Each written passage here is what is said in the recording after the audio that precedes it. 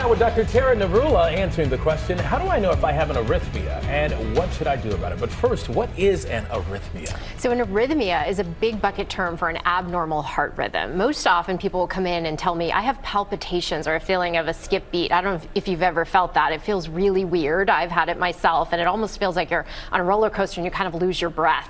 And so when people say that, we have to kind of figure out what it is. Most often it's what we call extra beats or premature beats that are given off by the heart from a different area of the heart muscle than the normal heartbeat. And those are not really dangerous, but sometimes we do find abnormal heart rhythms that are more concerning, things like atrial fibrillation, which carry a stroke risk with them. So we usually give people a heart monitor to wear. We call it a Holter monitor. It's like a sticker patch that you wear for anywhere from 3 days to 2 weeks. And that's really the best way to figure out what is happening, because we're able to see a tracing of what you're feeling when you feel that skipped sensation or that palpitation.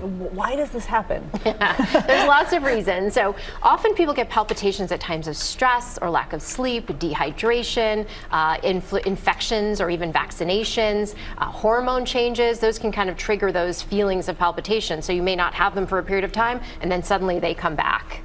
And when should you see a doctor? That's my question. Yeah, I mean, listen, if you, when do you know it's a problem? If you feel anything weird in this area, we always tell people it's a good idea to talk to your doctor and definitely a cardiologist. You know, you always want to take that seriously, especially when it comes to your heart. So any sort of symptoms, whether it's chest pain or palpitations or lightheadedness, really good to speak to a cardiologist about what it might be and let them do a proper workup.